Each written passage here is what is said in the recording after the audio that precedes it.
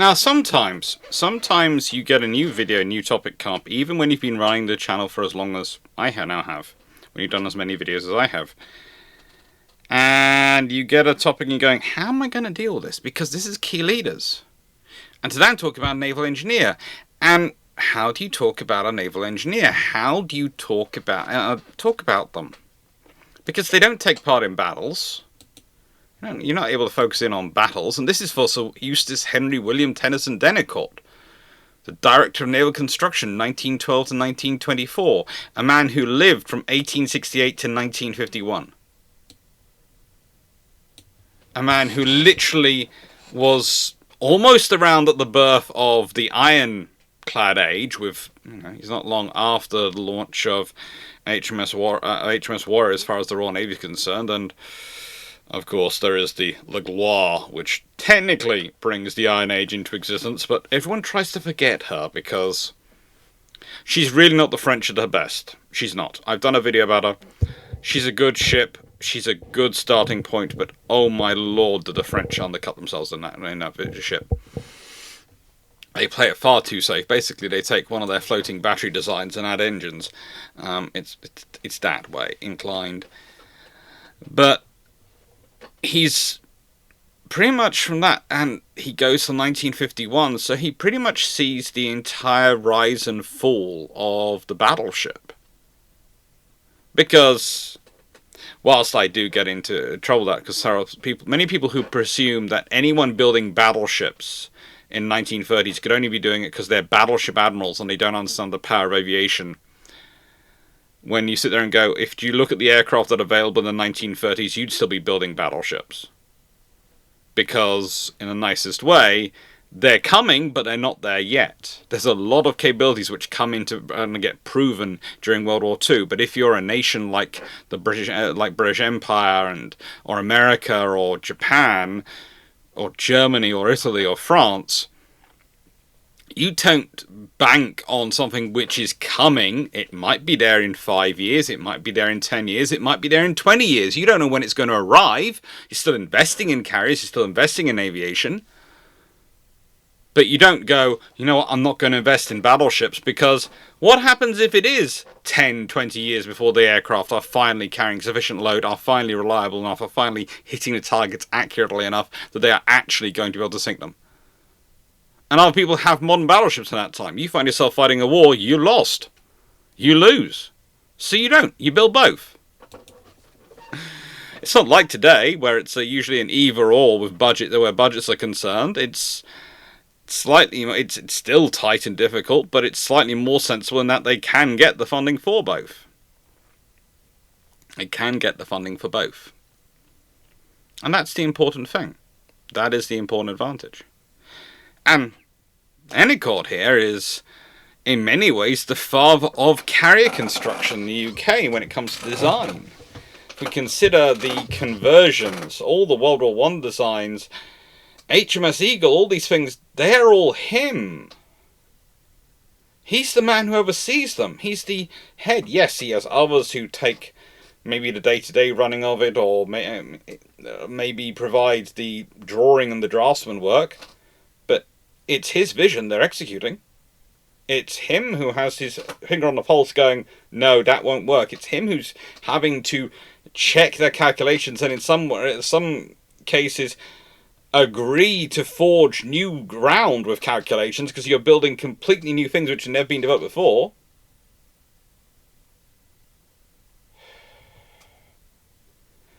And they do this.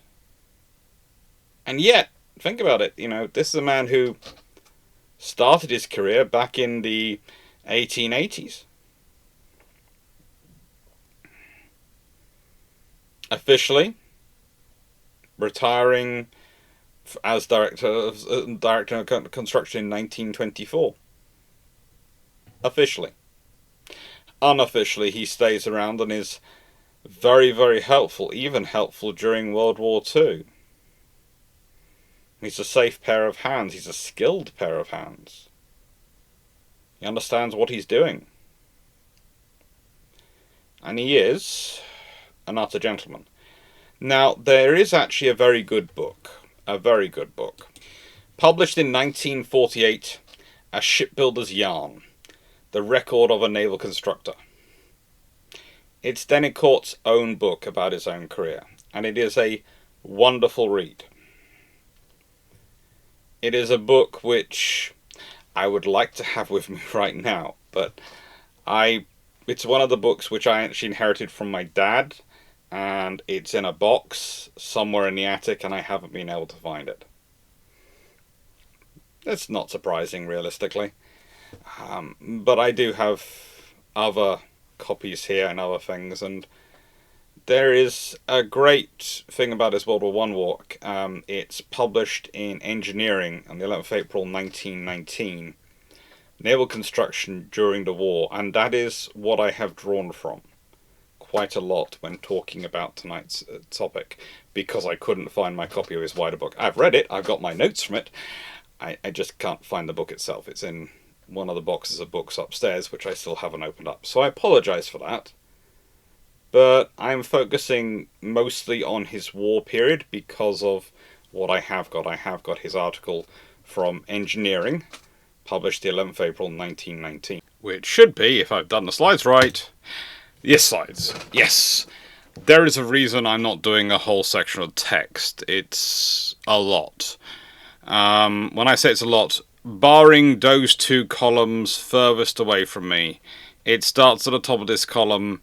It has 3 columns with only a small picture in it, covering bits of 2 columns here, 3 columns here, a massive set of tables here, and 3 columns here. It is a very interesting piece, and includes many great lines, including this one from right on this page, was the end page. Probably the most important modifications were those made to vessels taken over and converted into aircraft carriers, including the Campania, Ark Royal, Engadine, Riviera. I've already alluded to the Furious, but one of the Raleigh class has also been converted, that's of course the Hawkins class, into an aircraft carrier and is now named Vindictive. The Argus was originally built as a passenger mail ship of 20 knots and was taken over and converted into an aircraft carrier with complete flush deck, the funnels being carried aft in long horizontal ducts, discharging the smoke stern. The Eagle alluded to above is also being converted into a large aircraft carrier with a somewhat different arrangement, but it would take too long to go into any detailed account of these ships. There is no question that aircraft carrying will gradually become more important for the fleet. Altogether, during the 4 years, some 2 million tons have been added to the Navy at a cost of between 250 million and 300 million sterling. One of the interesting points, and the reason I added that bit in, is because there is a little table here in this column. And the number of guns, main armament British battleships, and battle cruisers, dreadnought and later ships only. It gives you the weight of broadside figures, and it's a beautiful table. I've used this table because it's in his book, it's in many other sources. I've used this table in many, many papers because it's so useful illustrating the difference between the British and the German fleets. On August the 4th, 1914, the total weight of broadside of the Royal Navy's dreadnoughts and battleships and battlecruisers, was 279,100 pounds, and that's 272 guns. So their weight of a broadside, all those guns firing a broadside, that's 279,000 pounds. The Germans were 184 guns, so to the 272, they're not far off. They're less than 90 away. They are less than a third away. But they're only 116,600 pounds of broadside. And that's a big difference. They've got 2/3 of the guns, but they're less than half the broadside weight, the throw weight. And the British during the war, well, they add a lot of interesting ships to them. They add a further 190,000 pounds of broadside, 116 more guns by May the 31st, 1916. This is including accounting for losses. So they have gone up, by that point, to a whopping 469,000 near enough 469,440 pounds of broadside weight. The Germans have added only 56 guns, and have added only 52,840 pounds of throw weight. And then up to November the 11th, 1918, the British add 116 guns, or 226,600 pounds worth of throw weight. Admittedly, some of that does include the large light cruisers, aka Courageous, Glorious, and Furious. So I really don't like counting them. I know they account for some guns, but I don't like including them, but they're included in these figures. So I have to add them in. The Germans had added 77,500 pounds. And that's the difference, really. I continue trying to make this point about the naval race and a lot of these things. It's infrastructure. And Britain has a lot of infrastructure. And it's able to use that infrastructure because it's able to emphasize its navy to an extent which enables it to fund it to the level it needs to. That's the advantage. But yes, this is the article, and it's a wonderfully long article and wonderful to read. If you do want it, there is a copy, should be a copy down below, link to it down below. It's at Grace's Guide, is where I've got my copy from. My PDF version, which I use for doing all sorts of things with. The copy of the magazine I inherited from my dad is in a very, very secure spot. The book, unfortunately, isn't with it. The book is in my book collection, so it's my box, but the magazines, they're all in a fireproof box in a family member's space, let's say. There's a storage space the family sort of has, which we store stuff in. So it's nice and secure. Yeah, other families store jewels and things like that. In my family, we hoard books and magazines. Oh, good lord. Well, at least we know what we are. But he does get a lot of column inches here. He does get a lot of time to explain his thinking, the paddle minesweepers. Those tables, they are wonderful. They are wonderful discussions of the various differences between the battleships, the battle cruisers, the large light cruisers, what their capabilities are, what their differentials are. It's when you realize realistically that, yeah, the British are starting to head towards the fast battleship paradigm. They are. But as much work as he tries to do and tries to propose for some of the ships, they are, some of the ones which are built are definitely not there yet. None of them are fast battleships. None of the ones he builds are fast battleships, or the fast battleships he wants to build.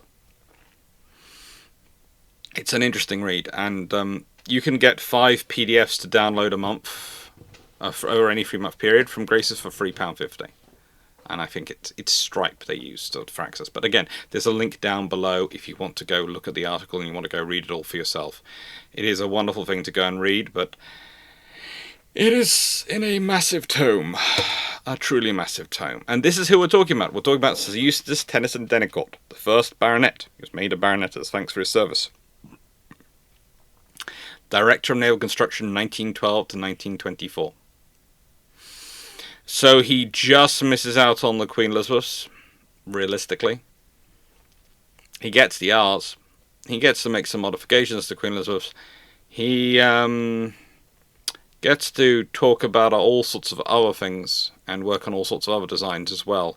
He really does work with designs. He's one of the fathers of the all-or-nothing armour scheme. I'm not saying he is the father of it. There's a whole debate over that, over who really comes up and who pushes it, but he's one of the first people who was really starting to push the idea and design the idea. And it's one of those things of, it makes sense. So I think there's a lot of congruent development going on, a lot of convergent and congruent development where people are coming up with similar ideas at similar times to solve similar problems. It does make sense to me. You know, you either believe that everyone is, some people are special and some people are not, or you believe that everyone, if they're in a certain position in life, are probably of a similar level of intelligence and technical skill. Otherwise, they wouldn't be the head constructor of their nation's navy.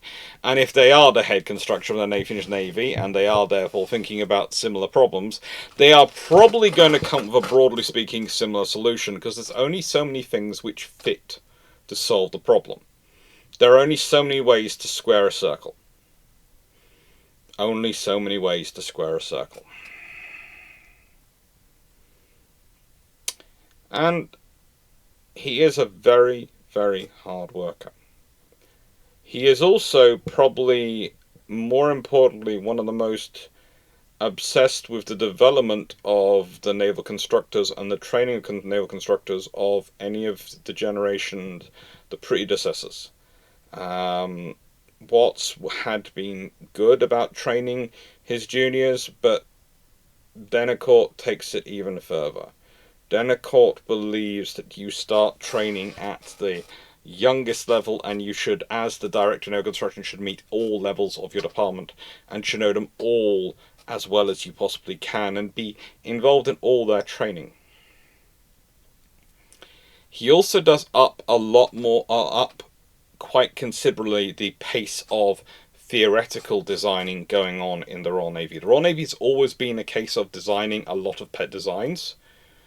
For every single battleship design that's actually approved, they do about a dozen, I swear.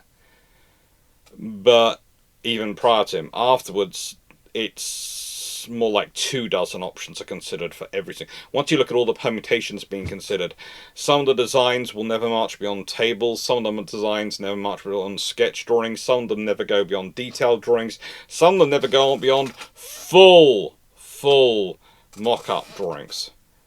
The full scale plans, beautiful blue canvas paper, gorgeous stuff. It's worthwhile looking at some of those. But yeah, they do a lot of design work, and he is constantly training his designers. This is one of the things which makes it interesting. Because if we consider his pursuit of Want of Armour, if we consider here, this is the hood. Okay, there's often debate as to whether she's a battle cruiser or a fast battleship. She's a battle cruiser. By framing and by armor coverage, she is a battle cruiser. And you can easily tell that, because while she might have certain figures that are similar to battleships, and again we could do the same with Tiger up here, if you look at the armor coverage bands, and these are plans taken from Brassey's, so they're all drawn by the same person in the same years, because they're all from the 1923 Brassey's. So to try and standardize as much as possible, the same person working from the data provided by the Royal Navy provided the same scale drawings, and we should always, that way it's trying to make it as standardized as possible. And these their basis drawings do come from the from Director of Naval Construction. You can see the coverage for the Queen Elizabeth class and how their armor's laid out and how that thickness works out. You can see on the R's, which has got Tennicourt. In his work. Sorry, why did I have trouble Dennicourt then? And you can see how the R's differ in design, and then you can see hood. And you can see, realistically, if you look at it, where they've added in extra armour because of Jutland. But you can also see that, realistically, it's quite a tough job because it was built as a battlecruiser. And the interesting thing is, this is to get a 32-knot battlecruiser. This is because they want a 32-knot ship with the same firepower as these two ships. These two designs. They want a 32-knot ship. This is the 23-knot ship. That's the 25-knot ship. This is the 32. Interestingly enough, with pretty much the same boilers, but with full construction, there seems to be a full battleship construction and at a speed of 28-29 knots, theoretically. 4 triple turrets, 15-inch 42s again, fast battleship design is one of the options which Tennyson and Dennicourt was actually putting. I keep on calling him Tennyson. It's Dennicourt, but it's Tennyson Dennicourt, so it just keeps going through my head. Dennicourt wanted to put forward, and what he seems to would have preferred would have been a fast battleship design. He does seem to prefer and want a fast battleship design. But at the point when this is being considered, Admiral Fisher was still First Sea Lord. And that's, well, up till May 1915. You might think, well, hang on, Alex. The admirals don't start their construction till 1916, but you lock down the design about the year beforehand. And that means for the design to be locked down beforehand, you need to have locked down pretty much what you are doing, which option you're pursuing, about 6 months before that. So realistically, the choice of going battle cruiser or fast battleship is made about January 1915 time. About January 1915 is about when it's made. And Fisher wants battle cruisers. And he wants battle cruisers based on his philosophy. Remember, the Royal Navy had to get rid of him as First Sea Lord to build the Lions and to build, Queen Mary and Tiger. And then the moment he gets back in power and he gets back in position, well, instead of following on from the beautiful Tiger, the absolutely beautiful Tiger, which had been designed by Dennicourt, he goes with, well, I've got to convert the R's to battle cruisers. And if you consider the differential between them, Tiger is 660 foot long at the waterline, 704 foot overall. Renowns are 750 foot long at the waterline, so that's 90 foot longer, 790 foot overall, so 90 foot longer. Tiger is 90 foot 6 inches at beam, Renown's 90 foot, so they're about the same. Draft of Renown is 25 foot 6 inches. Tiger's 28 foot 6 inches. This is starting to change things, isn't it? It's starting to change things. And that's their loaded draft mean, by the way. Now, Renowns have 112,000 shaft horsepower. Tiger, 108,000 shaft horsepower.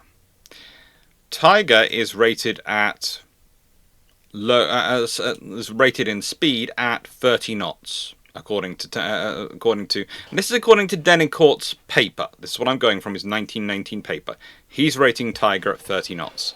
The Renowns are rated at nearly 32 knots. Here's the thing. Tiger, which is 90 foot shorter, is rated at 2 knots slower, weighs in at 28,500 tons, to the Renown's 26,500 tons. So she's got 2,000 tons more. Now, there is the point that she has 8 13.5-inch guns, rather than 6 15-inch guns. That is going to have some impact, but that's not 2,000 tons of impact. Tiger has a lot more subdivision and a lot more armor coverage than the Renowns do. And they have thicker armor overall. For the Renowns, it's 6 inches and 1.5 inches. For Tiger, it's 9 inches, 6 inches, and 5 inches for the side armor at midships. Whenever you look at the Tiger versus the Renowns, the only time Renowns actually have stronger armor than Tiger is on the turrets, which are 11 inches to 7 inches in armor thickness, whereas Tigers are universal 9 inches of armor thickness.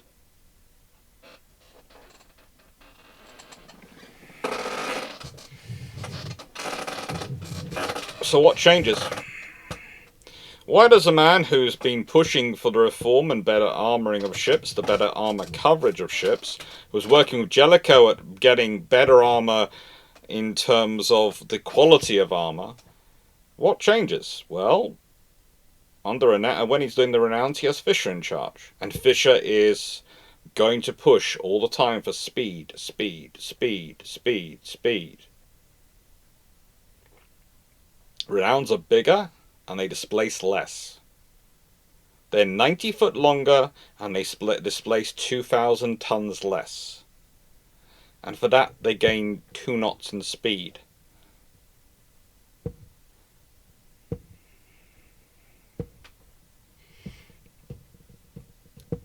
This is the thing. When it comes down to the technologies we're dealing with, and one of the reasons why the lines between fast battleships and battle cruisers can seem so blurry, it's because A, power density improves over time, and the amount of power you can get from engines increases, especially as boilers get more efficient and higher pressure. But also, that allows you to increase the subdivision. And the more subdivision you have, the easier it is to hang armour and cover your hull in more armour. And this is why you can end up with fully armoured battlecruisers. Again, it's also to the quality of the armour you have. And the fully armoured battlecruiser concept is something which, realistically, I would say Tennyson... Denicourt is pushing from quite early on. I'd say that's where the next step is after Tiger. If you look at Tiger and you look at her design and her armor coverage, it is the next logical step to get to a fully armored battlecruiser. And yes, that's not the same as a fast battleship. Why is it not the same? Because a fully armored battlecruiser will have the same first round protection, first hit protection, as a fast battleship. But subsequent hits will cause a lot more damage internally. So that is the differential, the subdivision. But it's still a way of getting more speed out of a hull. It's important to call it the correct thing, and that's what Denicourt does. He calls them the correct things. He's very obsessed with us. By the way, he didn't like this Brassey's, and I copied this out from the 1923 Brassey's, which labels Hood as a battleship. I know it's a popular thing to do at the time, but she's not. The Navy knows she's not. Everyone knows she's not. The people who are occasionally pushing it are some of the politicians and the media at the time, not the Navy. Because she's very much a battlecruiser. Her armor coverage, her armor thickness, yes, she has a belt. She has a 12-inch belt. She does. She has that armor thickness. But the amount of hull that 12 inches of armor covers is not a lot. It's not a lot indeed. And that's the problem, realistically. If I expand this out again, and if you look at the vessel in this corner, you'll see, if you start looking and comparing it to the armor patterns of the battleships above, it's not got the same coverage. Now, the thing is, if you'd gone full all or nothing battleship with her in her design, and you could have made a fast battleship of this hull. But no one's quite prepared to go all or nothing yet. They're edging in that direction. And the thing is, even if Denicourt wants to, even if he wants to push that far, he can't necessarily, because he's got to deal with admirals who are always going to be more conservative than he is, because they are very risk adverse in terms of risking the British Empire. You make a leap. Again, this is like when I talk about aircraft carriers earlier, this is the point that comes through. You make a leap into a technological unknown, and it doesn't work. Worst case scenario, you're lumbered with something which doesn't work for 20 years because the politicians won't replace it. Best case scenario, your nation looks a laughing stock as they have to can the new shit they've just got because it actually doesn't work and is a terrible idea. So this is one of the reasons why they do so many minimal changes. They usually limit it to just 3 changes between preceding classes of dreadnoughts. And you sit there and go, well, why is it? It's because they don't want to take a lot of risk, and if they do just 3 changes, then the worst they'll probably get is a ship which is a bit annoying, but it won't not work. It might not work as well as hoped, aka Queen Elizabeth class, but it won't be a disappointment. I.e. the Queen Elizabeth class were not the 28-knot fast battleships which the Royal Navy was defining and wanting to need and wanting. They were a more conservative one because they go with the regular boilers, despite them having the hull which can take the speed of up to 28 knots in its hull shaping and form. They don't have the boilers, they don't have the things they need to be able to achieve that. They don't. And this then brings us to the cruisers, which is an area he really does love to get involved in. And again, we can see Dennicott's work with these vessels. Now, cruisers are normally where the Royal Navy gets a little bit more, or should I say, experimental in this period. There's a reasoning for that. They are large enough ships you can work out what will work in terms of scaling up for capital ships or scaling down perhaps for destroyers. They're large enough ships you have space to get around them. And you can actually examine machinery and learn the useful data of it quite easily. But they're also cheap enough and produced in large enough quantity that if one goes wrong, oh, really? One of the hundreds of Royal Navy cruisers is not working properly. Oh, that suddenly made the Empire tremble. That's the point. Capital ships are status assets. Capital ships like battleships, battlecruisers, even carriers when they come in properly, are status units. High status units. Cruisers become that way due to the treaty system. But realistically, in this period, prior to World War I, they aren't. Now, sometimes cruisers actually have bigger hulls. In fact, often large cruisers, and the battlecruisers also continue this trend, were bigger than battleships. And those are not the cruisers you experiment on. But the smaller cruisers, oh boy, do you have fun with those. And there's just, from Dennicott's own article, in the 1913-14 program, the Calliope class, slightly larger vessels than the Arethusa's, but with the same power were decided upon. After considerable discussion regarding the merits of mixed or homogeneous armament, it was decided to give these vessels 2 6-inch guns, both on the centre line, placed aft, and 8 4-inch guns. The protection consisted, as in the previous design, of a 2-inch belt over the shell plating, making a total thickness of approximately 3 inches.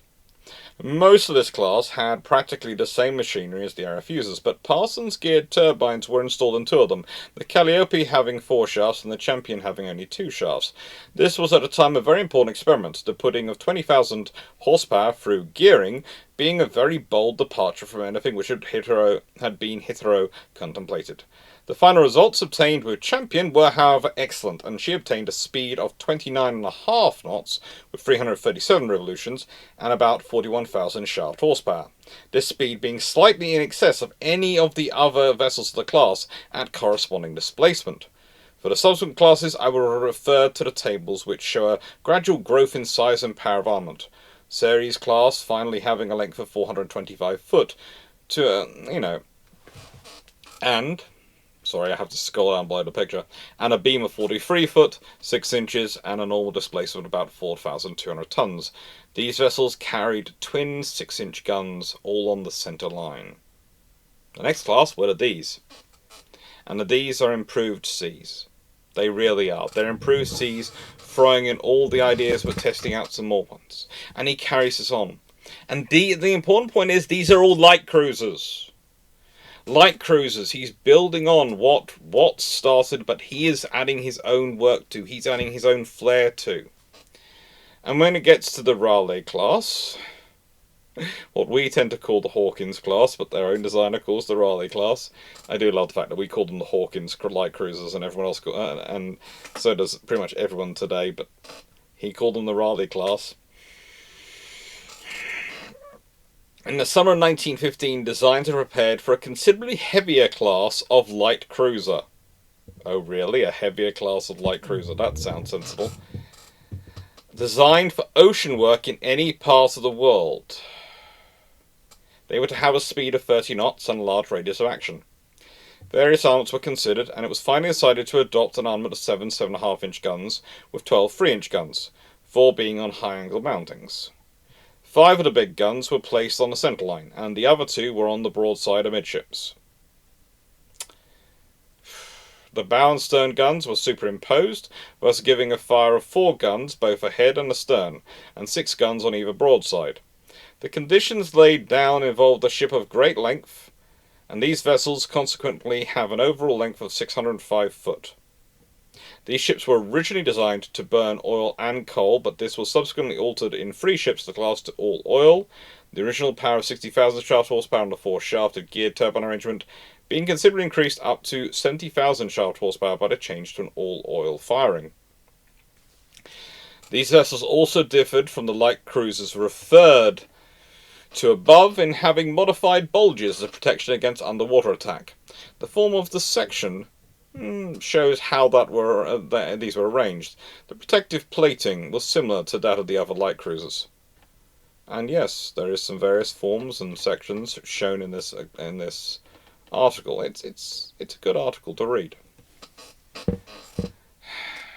The point is, once you start looking into his cruiser designs, you start realizing how much he is balancing the war need of we need to build these vessels to fight, and the peacetime need. And the Hawkins class are a classic example of this, because they are built at a time when they know the war is coming to an end.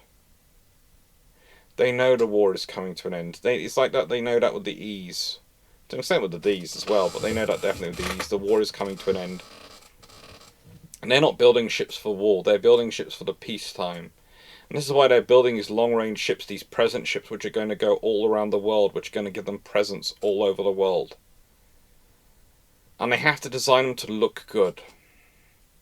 And that's what really leads to some of the big debates over what he calls the Raleigh class, we call the Hawkins class, the 7.5-inch cruisers. The cruisers which, by the way, will define the heavy cruiser, or the upper limit of the Washington Treaty for cruiser construction, and then that will be magically turned into a heavy cruiser limit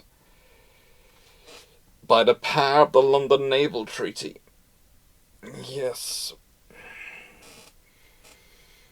These are think of this at the time he's designing and working on these, he's working on light cruisers, heavier light cruisers, and large light cruisers at the same time, because the Royal Navy's been restricted by the government politics to only building light cruisers. Ay, caramba. And realistically, the vessels closest to what the Royal Navy really wants in peacetime are probably the Emeralds, with their 6-inch guns and their various armaments, and eventually their twin turrets on Enterprise and all these things. They're capable little ships. They really are.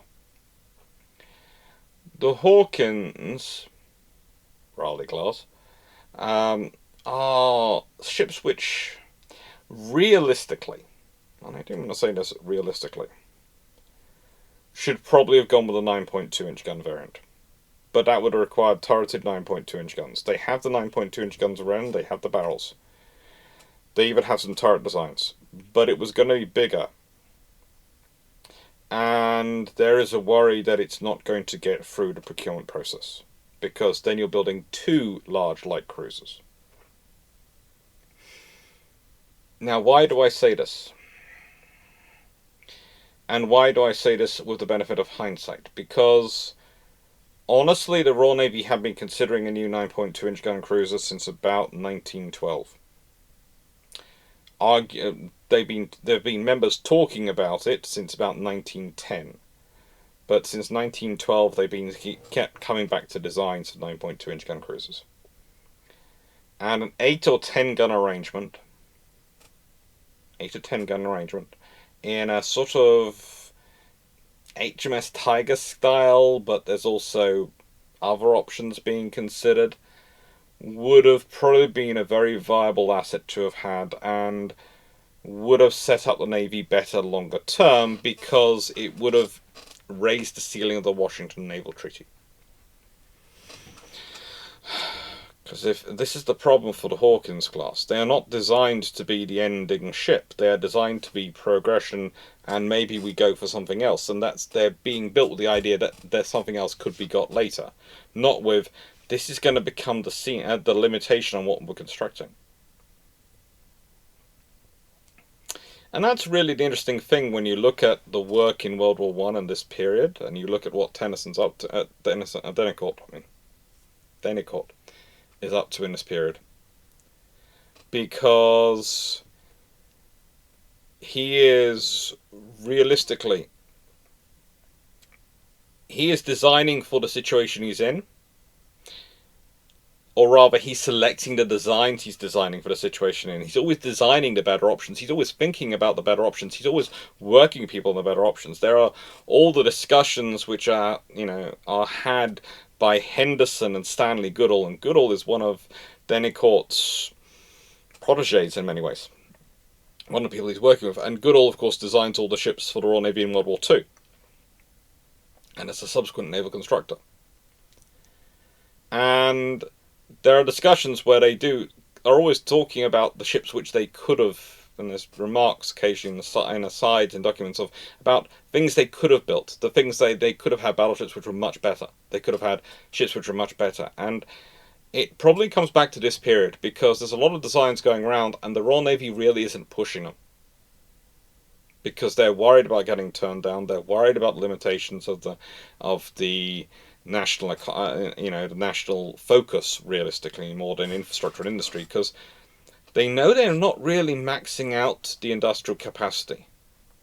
Okay, yes, a lot of people have gone off to war, but have a look through the protected industries in the UK of people who don't get to be able to drafted and called up for war, and you'll find a lot of them work in the critical industries producing stuff for ships. And a lot of them are kept around in case the Royal Navy suffers major damage and needs to do a massive rebuild or massive repair after a scenario like Jutland. And so they're not really being fully utilised all the time. So there's a lot of spare capacity there, which could have been used. Which could have been, not all of it, but some of it could have been used productively to build bigger and better ships. And they think about it, they just didn't do it. You can argue the sense versus the problems of doing and of making that decisions, but it would have been an interesting thing had they gone with some of Denicourt's ideas. It would have been an interesting thing. And he was constantly wanting to champion this experimentation, this growth of these ships.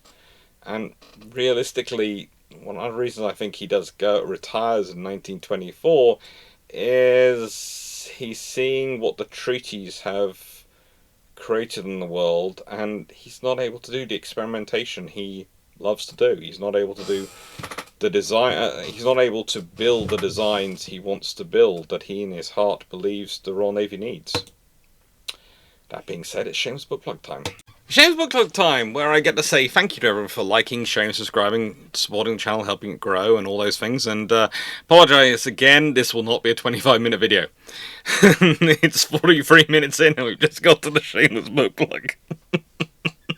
There are only 7 slides. There are literally 7 slides in this. 7 slides. Ay, caramba. But yeah, thank you for watching this channel. Thank you for helping it grow. Thank you for supporting it. Thank you for making it everything it is and everything it can be. And I know people have been asking me to do engineers for a while, but honestly, I've been working out how to approach them. And I thought I'd start off with Denicourt because, despite me occasionally wanting to call him Tennyson, he just has such a, it feels like such a surname. His name feels like it's stuff with too many surnames. It really does. Let's be honest, his full name, again, is Sir Eustace Tennyson Denicourt. Technically it's double-barreled. And it's Sir Eustace Henry William Tennyson Denicourt. And you sit there and go, your whole name Feels like it could be a surname. In the UK, William can be a surname. It's more often a forename, but it can be a surname. And Tennyson definitely is a surname, and Denicourt is a surname. And he's sitting there going, so many. But no, he's an interesting guy. He really is. And he was a cousin of Lord Tennyson, the poet. Always nice to know. He's one of his grandsons, great grandsons, is actually, I think, is an author as well. I seem to remember reading something about that. It sounds terrible to say, but I'm sure it's in my notes. Adam Nicholson. Don't think I've read any of his books. I might have done, but I can't think of any. He's won a lot of awards though. So, and done a lot of work for TV and things, so it must be pretty good. Men of Honor, Trafalgar, and Making of the English Hero is one of his books, published by HarperCollins. A lot of books published by HarperCollins, so yeah, interesting, but I don't think I've read any of them. Anyway, I'll have to look them up. But no, he starts off, and I haven't got into this yet, with Armstrong Whitworth as a naval architecture apprentice. And then by 1898 he's employed in Govan, and that's where he meets his wife, and she had 2 children from her first marriage. But she and Denicourt have a further son and a daughter, Gervase and Cecily. And, well, unfortunately, his wife dies in 1909. Janet dies while they are in Argentina on a business trip. He himself does well. He looks after his children. He does look after all his children. He seems to be a fairly decent father. It's amazing the amount of naval architects, people in naval engineering who are... Charles Parsons was a pretty good one as well. It seems to be something in this period that the senior engineers really are a group of... We care more about the quality of the mind than anything else. And, you know... we want a sort of an equitable society where people can raise themselves up by the quality of their work and the quality of their willingness to work in some regards. But he does a lot of work. He does a lot of work. And one of the reasons, because of his wide experience and knowledge and understanding, that actually makes him pretty darn good for being chairman of the Landship Committee, which is one thing he does during World War I. Now you might think putting a naval architect in charge of building tanks is a silly idea. But let's be honest, the major trouble the Royal Flying Corps had throughout World War I, and one of the reasons why they had the relationship they had with the Royal Naval Air Service, was because the Army was sufficiently not technically minded when it came to procurement, that they didn't order spare parts at the same time as they were ordering aircraft. There were also other issues, which is one of the reasons why you get these whole things written by various people involved in the RFC, that the Royal Naval Service were doing underhand things with the contracts they were signing. They were signing underhand contracts. And Navy was just going, no, we're just following the standard contracts we sign when it's destroyers or anything else. We order spare parts for the engines. That's what we do. And believe it or not, that's also where some other fun things, like the difference in numbers over engines, which the people proposing an independent air force, based on there being a strategic bomber force, an independent strategic bomber force, are basing that on there's going to be a massive number of surplus engines which we need to put into things. And that's because the RFC figures don't include the fact that some components for the engines are constructed as spare parts. And so there's the whole Naval Air Service and Navy going, there's not going to be any spare engines. And they're obviously going, well, of course there are, because look, this is many parts constructed, so this must be this many engines. And it's only... basically after World War I's been over for a while and we have an independent air ministry, that the people in the RFC actually realised that no, they weren't right. Hence, no massive independent bomber fields appears towards the end of World War One. But that doesn't matter. That doesn't matter. That's a symptom, another symptom of why the Navy is taking the lead, the Admiralty is taking the lead in the Landship Committee in building these things. They also do have skin in the game. They have the Royal Naval Air Service Armoured Car Units, which are currently recovering pilots from where they get downed across, sometimes in between the lines of the trenches and various things. They are doing all sorts of things in Rolls-Royce and Bentleys. They've armoured them up, and they are doing their job to recover people in them. And so building something like the Landship to go out and do these things is perfectly natural. And this is one of the reasons why, to cover at the beginning, instead of it being called the Landship Committee, it's called the DNC's Committee. It's just another committee being run by the DNC. It's very much straight out of the British system of, we hide things in plain sight. We hide it. Of course the Director of Naval Construction has an engineering committee. Why wouldn't he? You know, no one's going to think anything special that they're going to want to get in it.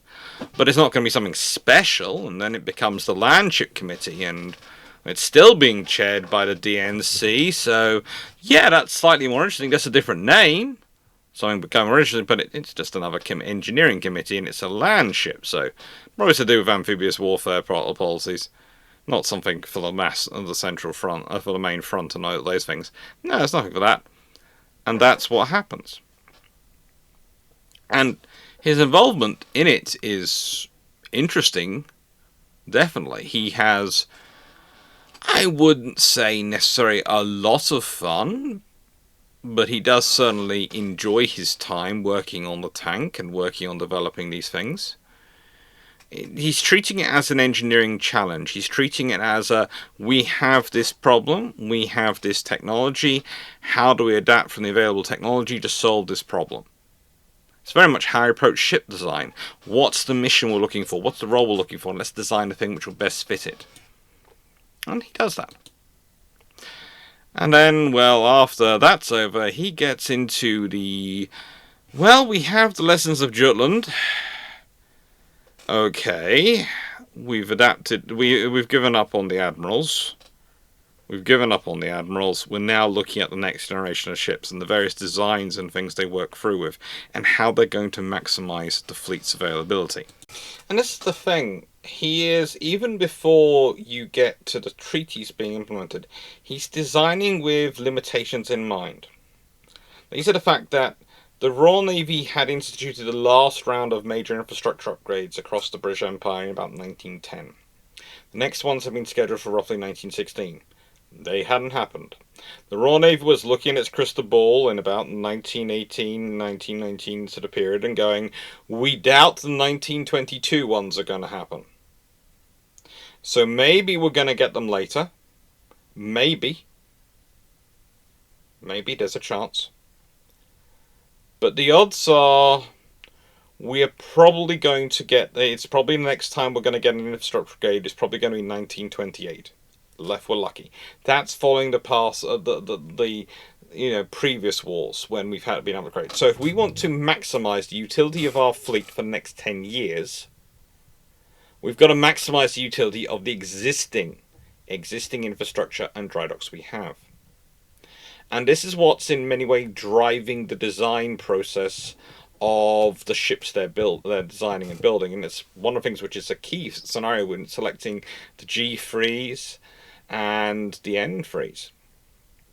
Now, the reason these designs are selected, the M3s and the G3s, is because these designs fit within the existing infrastructure. They give you an 18-inch gun-armed battleship and a originally 16.5-inch, then made down to 16-inch design G3, because again, it increases the number of dry docks you can use, it increases the number of docking facilities around the Empire you can use, but also they thought the treaties might limit to 16-inch guns, and there was a scenario where the British were thinking it was just going to be a limit of 16-inch guns in the treaties. So you could build as big as you liked, as long as you only carried 16-inch guns.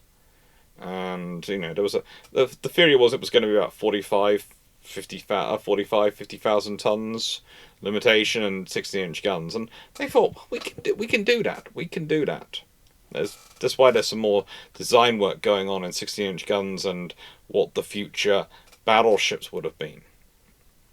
And it makes sense for them to start off with a fully armoured battlecruiser. That's the first thing to approach, because, let's be honest, out of their warship line, which was the ones which were the weakest at this point, and which were they looking at in terms of future warfare most likely to be needed? The whole reason for building the Admirals was because, originally, they were looking at future warfare and going, right then, so at the end of this war, the odds are the German High Seas Fleet is going to cease to exist. Because that's pretty much our war aim at this point. This is what Britain's fighting for, and with the Treaty of Versailles, they pretty much ensure it's going to be the case. So what's our next problem going to be? Is it going to be Italians or French? No, seriously, at the moment, we have enough battleships, we can deal with them. Okay, that's not going to be a problem. Okay, so our potential problems and the next sort of size potential fleets are going to be the Americans and the Japanese. In any war you're going to fight them, it's either going to be across the Atlantic, all around the Atlantic and the Pacific, and it's going to be the Pacific. It's either going to be all the Pacific if it's against the Japanese, or it's going to be Pacific and Atlantic if it's against the Americans. Okay, we're going to need maneuver forces. We're going to need ships which can rapidly maneuver around, which can cause strategic problems, because that's our best advantage in that scenario. We've got a massive empire we need to defend. The best way to defend is to be able to go offense and keep the enemy forces close to them, so that we can defend, so they can't launch attacks on us. Okay, so we need strategic mobility. That means battlecruisers. That means high-speed transit. Now, the argument between that is, well, you can do that with fast battleships, and then you have something which can also fight if they find themselves against an enemy battleship force, and you can make that case. But realistically, a fully armoured battlecruiser is actually a better route to go down. Why? Because the larger spacing of the division, the subdivision of the ship, actually mean the spaces are going to be more habitable. Which means for extended cruises, there's going to be more space. It's going to be more natural. It's going to be easier for the crew to be in. Because, believe it or not, humans do not like to be in cramped spaces a lot. And so if you can design a hull with larger internal volume, space of larger internal volume, they're going to be more happy to go on long-range trips. That is also one of the reasons why the resulting, after the treaties, Nelrod class, Nelson and Rodney, these lovely ships, which are built with all these principles in mind, are battleships, but don't ever really go that far from the UK. They are either in the home fleet or Mediterranean fleet. They're always in fleets where, frankly, they're not going to be cruising for that long. They're not going to be spending months at sea. And that actually increases the workload on Repulse, on Renown and Hood and Tiger, in that they are dealing with all the moving around the world and being the present ships and being the big ships which go and do the Empire cruises and the various cruises around the world, because they actually have the space to accommodate the crew and for the crew to be, I'm not going to say necessarily happy, but comfortable. And that's the point. It's not about necessarily being happy, it's about being comfortable enough you can survive in long times. And yes, you can theoretically build a fast battleship to those standards. You can. But that's going to take even more work. And more design. And at the time, realistically, with the power density of engines you have available in the late teens, early 20s of the 20th century, the 1900s, a fully armoured battlecruiser is the way you go. And that's, interestingly enough, is the F3 design, F2 design. Those are definitely in that category. They are 28-knot ships, roughly. They are designed with around 15-inch 50s. And they are designed with some very good armouring, some very good subdivision, but they are very much fully armoured battlecruisers. They are successors from the G3 lineage. They are successors from the lineage of construction, which you can take back to Tiger. That is that style of battlecruiser. What I would call the post-Fisher style. In many ways, the natural style for Dennicourt. But it's the battleships which are gone with. Why? Because politicians are obsessed with the idea of unsinkable bulwarks of the battle line. Literally, they use that line. I mean, Titanic has happened not that long before. You'd think everyone's learned their lesson for trying to declare ships unsinkable, but no, they haven't. And the thing is, they want 16-inch gunships. Why? Because other people have 16-inch gunships.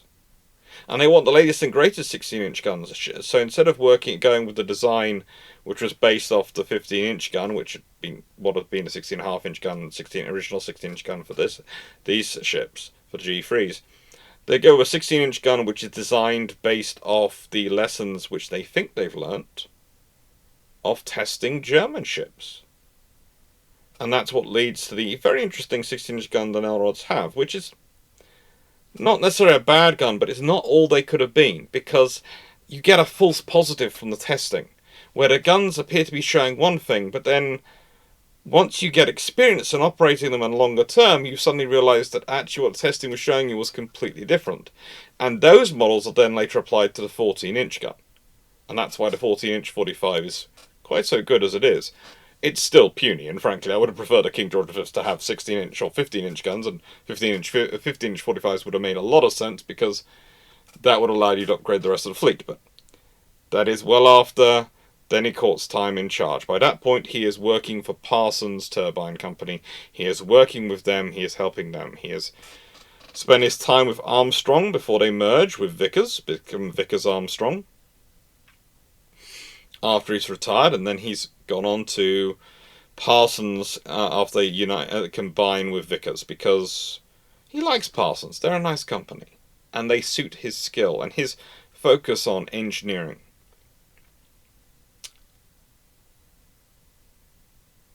But it is an interesting period because, again, what's he building his designs around?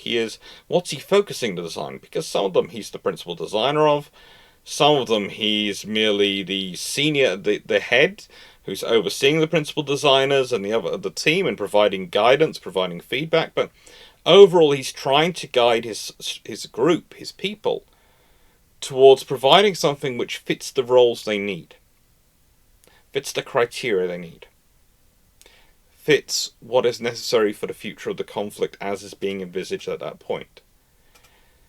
And what's really interesting for me here is we look at the carrier which he has probably the most involvement in, I would argue, in terms of setting its parameters and setting its focus in this period. And that is Eagle. Now, the thing about HMS Eagle that's really interesting to me is the size of her hangar. Her lifts were also pretty big as well for the time, but the size of her hangar, the height of it. It's an interesting thing because quite a few people were worried when it was being pushed through that it was going to cause instability and issues.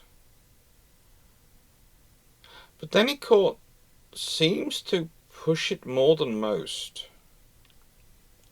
He's also more reticent than most when it comes to carrier design. He really doesn't want to reveal that he's pushing things. He is pushing things.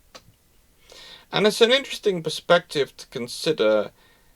If he'd had more time and more ships to work with, and from what I've heard about other designs going on there, he seems to favour larger hangars. And it's a really interesting bit of history to think about. Because I've talked about on this channel a few times how when Ark Royal is being built, the Royal Navy internal documents are talking about Camel Laird's as Britain's strike carrier specialist, large carrier specialist. The thing is, they never built a carrier before. And okay, I could see them maybe creatively talking about it when they're talking about to externals. When talking about it to internals seemed always weird to me. And then I looked at how long their Admiral class hung around for. The Admiral class hull. And the other Admiral class hulls hung around for. And I started having an idea that maybe Dennicourt, being Dennicourt, when he was already working on Eagle, was thinking about other things for those hulls.